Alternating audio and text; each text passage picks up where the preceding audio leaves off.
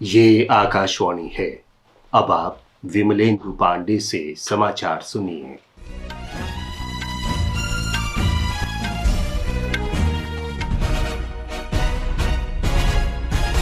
प्रधानमंत्री नरेंद्र मोदी ने कहा है कि भारत और चीन के बीच असामान्य संबंधों को दूर करने के लिए दोनों देशों के सीमा मुद्दों का तत्काल समाधान करने की आवश्यकता है। उन्होंने कहा कि भारत और चीन के बीच स्थायी और शांतिपूर्ण संबंध न केवल दोनों देशों के लिए बल्कि समूचे क्षेत्र और विश्व के लिए महत्वपूर्ण है।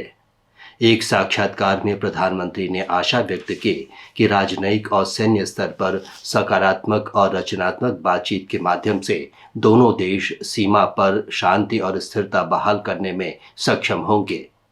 श्री मोदी ने भारतीय लोकतंत्र के बारे में कहा कि देश में मतदाताओं की लगातार बढ़ती भागीदारी लोकतंत्र के प्रति लोगों में विश्वास का बड़ा प्रमाण है। लोकसभा चुनाव का प्रचार तेज हो गया है।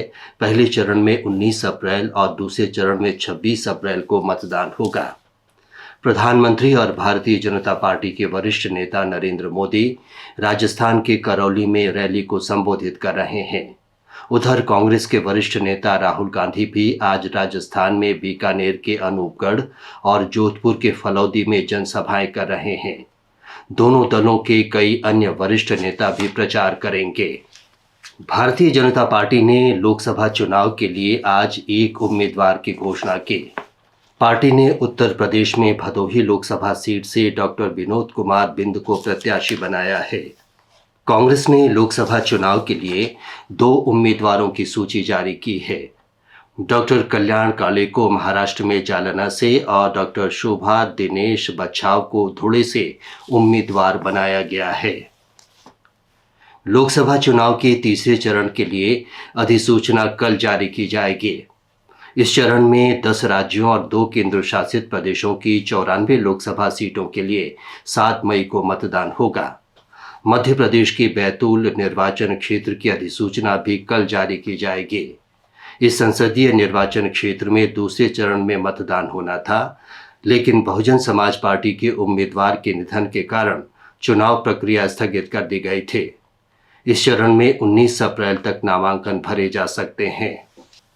कलकत्ता उच्च न्यायालय ने केंद्रीय अन्वेषण ब्यूरो को पश्चिम बंगाल के संदेशखाली में तृणमूल कांग्रेस के निलंबित नेता शाहजहां शेख पर लगे जबरन वसूली, भूमि अतिक्रमण और यौन उत्पीड़न के आरोपों की जांच करने का आदेश दिया है। न्यायालय ने कहा है कि संदेशखाली में निष्पक्ष जांच की आवश्यकता है।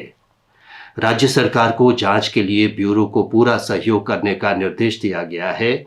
शाहजहां शेख और उसके सहयोगी संदेशखाली मामलों में मुख्य आरोपी हैं।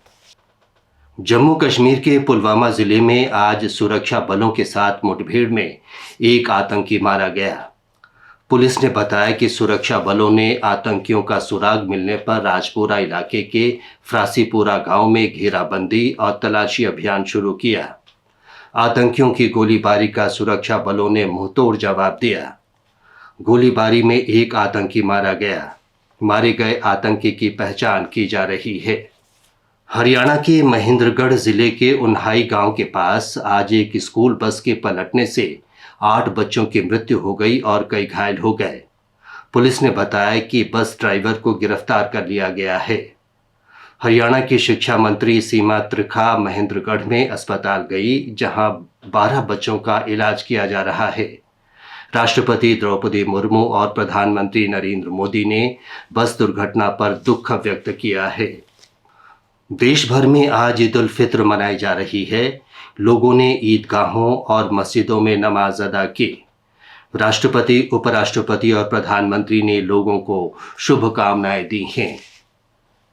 राष्ट्रपति द्रौपदी मुर्मू और प्रधानमंत्री नरेंद्र मोदी ने देशवासियों को जनजातीय समुदाय के पर्व सरहुल की शुभकामनाएं दी हैं।